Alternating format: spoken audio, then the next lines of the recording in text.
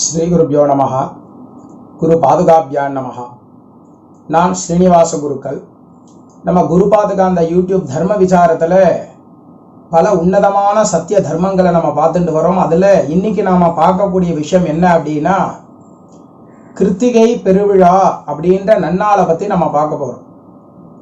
நிறைய அன்பர்கள் நம்ம குரு பாதுகா இந்த யூடியூப்பில் தனிப்பட்ட முறையில் எனக்கு கமெண்ட்லேயும் சரி ஃபோன் பண்ணியும் நிறைய பேர் கேட்டிருந்தேன். அதாவது வருகின்ற 8ஆம் தேதி செவ்வாய்க்கிழமை அன்னைக்கு கிட்டத்தட்ட ஒரு 25-30 வருஷத்துக்கு ஒரு தடவை வரக்கூடிய கிருத்திகை வர்றதாமே, அப்படியா அப்படின்னு கேட்டிருந்தேன். ரொம்ப சந்தோஷம்தான். ஏன்னா அந்த மாதிரி ஒரு நிகழ்வுகள் நிகழ்கிறது அப்படின்றது சந்தோஷம்தான். ஆனால் அதுதான் உண்மையா அப்படின்னா, ஆன்மீகம் வளர பல அன்பர்கள் பாடுபடுறா. அதில் ஒரு விதமான விஷயமாக இது நமக்கு சொல்லியிருக்கா போல இருக்கு. இருந்தாலும் சிறப்பு தான், சிறப்பு இல்லைன்னு சொல்லலை. ஏன்னா கிருத்திகை அப்படின்னாலே பகவானுக்கு முருகப்பெருமானுக்கு சிறப்பு தான். அதிலும் கிருத்திகை சஷ்டியோடு சேர்ந்து செவ்வாய்க்கிழமையில் வர்றது இன்னும் சிறப்பு. எல்லாமே முருகருக்கு உகந்த விசேஷ நாட்கள் தானே, அதனால அந்த சிறப்பை சொல்லியிருக்கா போல இருக்கு. சந்தோஷம், எல்லாருமே பிரார்த்தனை பண்ணலாம், தவறு கிடையாது. ஆனால் அந்த மாதிரி ஒரு 30-40 வருஷத்துக்கு ஒரு முறை அப்படின்ற எண்ணத்தோட பிரார்த்தனை பண்ண வேண்டாம். ஏன்னா அப்படி எண்ணத்தோட பிரார்த்தனை பண்ணும் பொழுது பலன் நிஷ்பலனாயிடும். பொதுவாக நம்மெல்லாம் எல்லா விதமான விரத நாட்களிலும் இறைவனை வணங்க வேண்டும் என்பது நமக்கு நியதி. அதனால நம்ம சுவாமியை பிரார்த்தனை பண்ணலாம். இந்த கிருத்திகையில் நாம் பகவானை எப்படி வணங்கணும், என்னென்ன பலன் முருகப்பெருமான் தரார். ஏன்னா பொதுவாக கிருத்திகை வரலாறு அப்படின்றது நிறைய இடத்துல சொல்லியிருப்பான், நிறைய இடத்துல நம்ம பார்த்துருக்கலாம், எல்லாருக்குமே தெரிஞ்சிருக்கலாம். கிருத்திகையில எப்படிலாம் முருகப்பெருமான் ரட்சணை பண்றார் அப்படின்றத பத்தி, எப்படி அவர் அவதரிச்சார் அப்படின்றத சொல்லியிருப்பா இல்லையா. பரமேஸ்வரனுடைய நெற்றி கண்ணிலிருந்து அற்புதமான தேஜோமயமான அக்னிமயம் உற்பத்தி அடைந்து அந்த அக்னியை யார் எடுத்துட்டு போறது அப்படின்னு ஒரே சம்சயமா இருக்கு. அப்ப வாயுவும் அக்னியும் ஒன்று சேர்ந்து அந்த அக்னிய பயத்தோடு எடுத்துட்டு தாமரை குளத்துல அழகா கொண்டு கார்த்திகை பெண்கள் இடத்துல சேர்க்கிறா. அந்த கார்த்திகை பெண்களை உற்பத்தி பண்ணி ரட்சணை பண்ணி அம்சவர் யார் அப்படின்னா, சாட்சாத் மகாவிஷ்ணு அப்படின்னு ஸ்கந்த புராணத்துல சொல்றா. மகாவிஷ்ணு தான் அந்த கார்த்திகை பெண்களை அனுப்பி அந்த குழந்தைகளை ரட்சணை பண்ண சொன்னா அப்படின்னு. அதனாலதான் இறைவனுக்கு அக்னி புவே நமஹா அப்படின்னு ஒரு அர்ச்சனையை சொல்லுவா. அக்னியும் புவன் அப்படின்னா வாயுவுக்கு பேரு. காற்றும் அக்னியும் சேர்ந்து அந்த அற்புதமான கோபாக்னியை கொண்டு அந்த ஜீவசக்தியாக அந்த குழந்தைய கொண்டு சேர்த்தா அப்படின்னு வரலாறுகள் சொல்றது. இப்படி இருக்க அன்றைய தினத்தில் நமக்கு தேவையான, அதாவது இது இந்த கிருத்திகைக்கு மட்டும் இல்லை, ஒரு கிருத்திகைக்கும் நாம விரதம் இருந்து இந்த முருகப்பெருமான பிரார்த்தனை பண்ணும் பொழுது இந்த மாதிரியான பலன்களை நம்ம அடையலாம். நம்ம வாழ்க்கையில என்னென்ன தேவையோ எல்லாத்தையும் குழந்தை பாலகன் நமக்கு கொடுத்துடுறார். நமக்கு குறையே இருக்காது வாழ்க்கையில. அப்படி அந்த முருகப்பெருமான் எந்த மாதிரியான நாமதேயம், என அவருக்கு பல திருநாமங்கள் உண்டு இல்லையா. முருகப்பெருமான், ஆறுமுகன், ஸ்கந்தன், குகன், கார்த்திகேயன், இப்படி என்னென்னவோ திருநாமங்கள் அவருக்கு உண்டு. அப்பேற்பட்ட அந்த திருநாமங்கள்லாம் எதற்காக சொல்றா அப்படின்னா, நமக்கு பலனை அந்த பகவான் தரணுன்றதுக்காக. ஏன்னா ஒரு திருநாமத்திற்கும் ஒரு பலன் உண்டு. அந்த பலனோடு முருகப்பெருமானுடைய அனுகிரகத்தை நாம பெறுவோமாக. இந்த கிருத்திகை முதலாக ஒரு கிருத்திகைக்கும் முருகப்பெருமான நம்ம ஸ்தோத்திரம் பண்ணுவோம், பிரார்த்தனை பண்ணுவோம். நிச்சயமா முருகப்பெருமான் நமக்கு வேண்டிய மங்களத்தை தருவார், குறையில்லாம். அவருடைய திருநாமங்களை ஸ்கந்த புராணத்துல அம்பிகைக்கு பரமேஸ்வரன் அற்புதமா எடுத்து சொல்றார். அம்பாள் கேட்கிறா, ஈஸ்வரா இந்த மாதிரி ஒரு அற்புதமா ஒரு குழந்தைய அவதரிக்க செஞ்சிருக்கேலே, அவர் எப்பேற்பட்ட குழந்தைன்னு கேட்க, அதற்கு பரமேஸ்வரன் அவ்வளவு அழகா ஒரு நாமத்தையும் சொல்லி இப்படியெல்லாம் ரட்சணை பண்ண போறார் அந்த குழந்தை.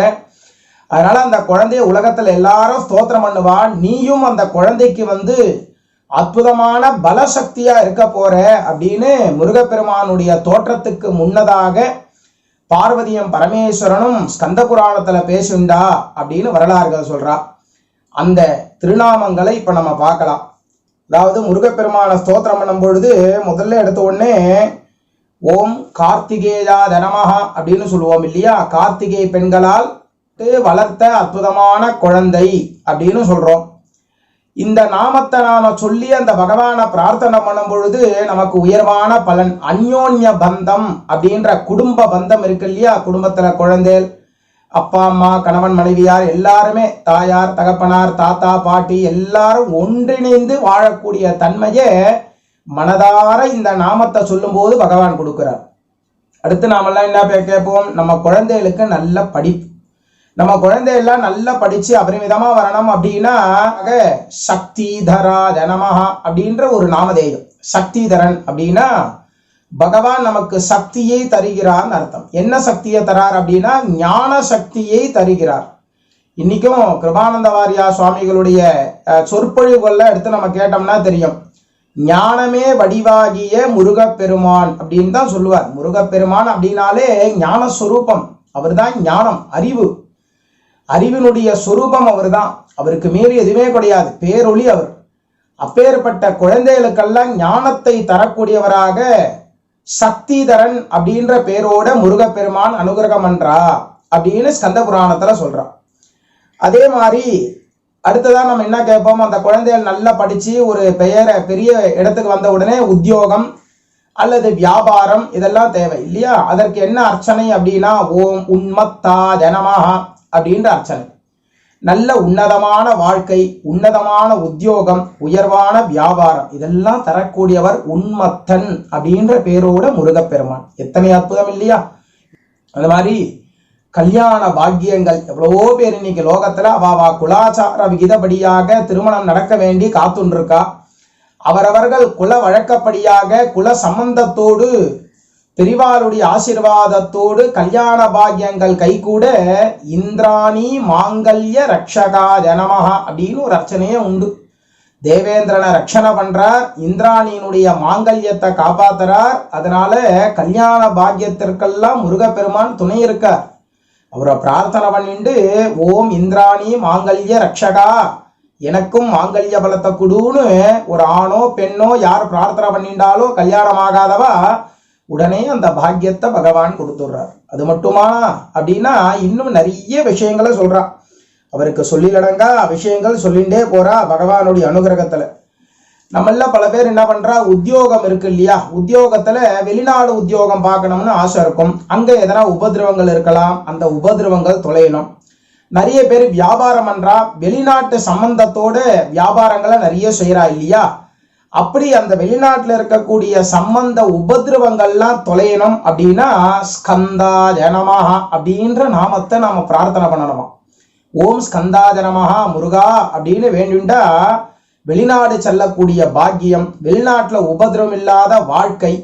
அதுக்காக நம்ம நாட்டையும் மறந்துடக்கூடாது. அங்க இருந்து நம்மளுக்கு என்ன தேவையோ அதை ஈன்றுண்டு நம் நாட்டில் வந்து நாம் சேவையை செய்யணும். நம்ம தேசபக்தின்றது நமக்குள்ள இருக்கணும். அதை உணர்த்ததான் பகவான் இதை சொல்றார். வெளிநாடுனா உடனே அங்கேயே போய் செட்டில் ஆறதுன்றது கிடையாது. நமக்கு தேவையான இங்கே இயல முடியாத ஈன்ற முடியாத செல்வங்களை ஈன்றெடுப்பதற்காக அங்கு சென்று செல்வத்தை ஈன்றெடுத்து மீண்டும் நம் நாட்டில் கால் பதித்து நம் நாட்டிற்கும் நம் வீட்டிற்கும் நம் நகரத்திற்கும் கிராமத்திற்கும் உறுதுணையாக இருக்க இந்த நாமதேயம் நமக்கு துணையா இருக்கும். அப்படின்னா என்ன, நிறைய தான தர்மங்கள் செய்யணும். நிறைய நம்ம தேசத்திற்காக நாட்டுக்காக நம்ம கிராமத்திற்காக தானங்கள் செய்ய செய்ய பகவான் இந்த நாமத்தோடு நம்மளை வளர்த்துட்டே இருப்பார். அது மட்டுமா அப்படின்னா தம்பதிகளுடைய அந்யோன்யத்தையும் பகவான் கொடுக்கிறார். கணவன் மனைவிக்கு மனசு வேறுபாடுகள் கிளேசங்கள் இருக்கா, அதை பத்தி போன பதிவுல நம்ம சொல்லியிருக்கோம். அது வேணா டிஸ்கிரிப்ஷன்ல தரோம், மறுபடியும் பாருங்க. ரொம்ப அற்புதமான ஒரு பதிவு அது. அந்த பந்தத்துக்கு அந்த பகவானை பிரார்த்தனை பண்ணா அந்த பலன், அதே மாதிரி இவரை பிரார்த்தனை பண்ணாலும் அந்த பலனை கொடுக்கிறார். அவர் ஒரு படி மேலாக இவரும் அவருக்கு சமமாக அந்த பலனை கொடுக்கிறார். என்ன நாமதேயம் அப்படின்னா மகாசேனா ஜனமஹா அப்படின்ற நாமதேயம். இந்த நாமதேயத்தை நம்ம பிரார்த்தனை பண்ணோம்னா கணவன் மனைவியினுடைய பந்தங்கள் அந்யோன்யமா ஏற்படும், என்னைக்கும் அந்யோன்யத்தோடு இருக்கும், தொடர்ந்து இருக்கும் அப்படின்ற அந்த வரலாறு. அதே மாதிரி குழந்தை பாக்கியம் இல்லாதவா எவ்வளவோ பேர் இல்லையா? முருகப்பெருமான் அப்படின்னாலே குழந்தை பாலகன், குழந்தை பாக்கியத்தை தரக்கூடியவன். ஷஷ்டி விரதம்னு இருக்கா. சாதாரணமா இன்னைக்கு தமிழ்ல சொல்லும் பொழுது எளிமையா சொல்லிட்டு போயிடுறா அப்படின்னு சொல்றா. சட்டியில இருந்தா தானே அகப்பையில வரும் அப்படின்னு. அதுக்கு நம்ம வேற மாதிரியான அர்த்தத்தை புரிஞ்சுட்டோம். ஆனா அதுக்கு உண்மையா நமக்கு சொல்லி இருக்கக்கூடியது என்ன அப்படின்னா, ஷஷ்டியில் விரதம் இருந்தால் அகப்பையில் கரு உண்டாகும் அப்படின்றது அர்த்தம். யாரெல்லாம் ஷஷ்டியில விரதம் இருந்து ஓம் பார்வதி பிரிய நந்தனாய நமஹ அப்படின்னு பிரார்த்தனை பண்றாலோ உடனே அவளுக்கெல்லாம் அந்த பாக்கியத்தை நிறைய பேருக்கு கொடுத்துருக்கார். நம்ம இன்னைக்கு கண்கூடா பார்த்துட்டு இருக்கோம். எனக்கு தெரிஞ்சே எத்தனையோ பேர் பிரார்த்தனை பண்ணிட்டு அவளுக்கு கல்யாணத்தை முடிச்சு கொடுத்து அவளுக்கு குழந்தை பாக்கியத்தையும் கொடுத்து ரட்சணை பண்ணியிருக்க முருகப்பெருமான். அதோடு மட்டுமா அப்படின்னா இன்னும் நிறைய கொடுத்துட்டே இருக்கார் பகவான். நிறைய அவருக்கு செய்யாததே கிடையாது. பலர் நினைப்பா இந்த உலகமே க்ஷேமமா இருக்கணும் இல்லையா, நம்மெல்லாம் அப்படிதான் நினைக்கணும். இந்த லோக க்ஷேமம்னு நினைச்சாலே நமக்கு க்ஷேமத்தை கொடுத்துருவார்.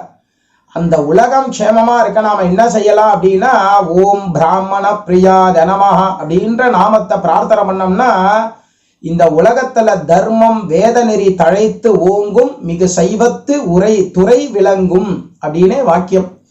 வேத நெறிகள் தழைத்தோங்க ஓங்க எல்லா விதமான துறையிலும் மங்களத்தை வளரச் செய்வார் பகவான் அப்படின்னு வாக்கியம். உலகம் தழைத்தோங்கும், உலகத்துல கஷ்டங்கள் தொலையும், கொரோனா முதலான வியாதிகளும் போகும், எல்லாரும் க்ஷேமமா இருப்பா, உலகம் முழுக்க எல்லாரும் க்ஷேமமா இருப்பா. அப்படி ஒரு பொதுநலமும் நமக்குள்ள தேவை. அதனால பகவான் அந்த நாம இதயத்தை வச்சுருக்காரு பாருங்கோ. அதோடு மட்டுமா அப்படின்னா இன்னும் நிறைய சொல்றா. இன்னைக்கெல்லாம் லோகத்துல பார்த்தோம்னா எவ்வளவோ வியாதிகள் வர்றது இல்லையா, அந்த கொரோனா மாதிரி வியாதிகள். இது மட்டுமானா இன்னும் நிறைய வியாதிகள், எவ்வளவோ உடல் உபாதைகள் எவ்வளவோ பேருக்கு இருக்கு. அவ எல்லாமே முருகப்பெருமான பிரார்த்தனை பண்ணிட்டு ஓம் ரோக நாசனாய நமஹ அப்படின்னு பிரார்த்தனை பண்ணா போறோம். ரோகம்னா வியாதி மட்டும் இல்லாம பூர்வ ஜென்மாவில செஞ்ச கர்ம வியாதிகள், அந்த கர்ம வியாதியும் இப்பிரிவினுடைய வியாதியும் அடியோடு போக்கக்கூடியவர் முருகப்பெருமான். இப்படி எண்ணற்ற பலனோடு முருகப்பெருமான் அனுகிரகம் என்றார்னு நாம சொல்லல, பார்வதிக்கு பரமேஸ்வரனே ஸ்கந்த புராணத்துல எடுத்துரைக்கிறார். அவர் சொன்ன திருநாமங்கள் இதெல்லாம். அப்பேற்பட்ட அந்த திருநாமத்தோடு முருகப்பெருமானை நாமெல்லாம் பிரார்த்தனை செய்வோம். முருகப்பெருமானுடைய அருளை பெறுவோம். கிருத்திகை மாத்திரம் இல்ல, ஒரு செவ்வாய்க்கிழமையும் ஒவ்வொரு ஷஷ்டியிலும் ஒவ்வொரு நல்ல நாளிலும் முருகப்பெருமானை ஸ்தோத்திரம் செய்து முருகனருள் முன்னிற்கும் என்ற வார்த்தைக்கிணங்க முருகனை நாம் மனதார நினைக்க நம் முன்னே நின்று அனுகிரகத்தை தருவார் முருகப்பெருமான் என்று பிரார்த்தனை பண்ணிக்கலாம். எல்லாரும் முருகப்பெருமான பிரார்த்தனை பண்ணுங்கோ, விரதம் இருந்து ஸ்தோத்திரம் பண்ணுங்கோ. வெற்றிவேல் முருகனுக்கு அரோஹரா. லோகம் தழைக்கட்டும், லோகம் க்ஷேமமா இருக்கட்டும். தர்மோ ரக்ஷண ரக்ஷதி.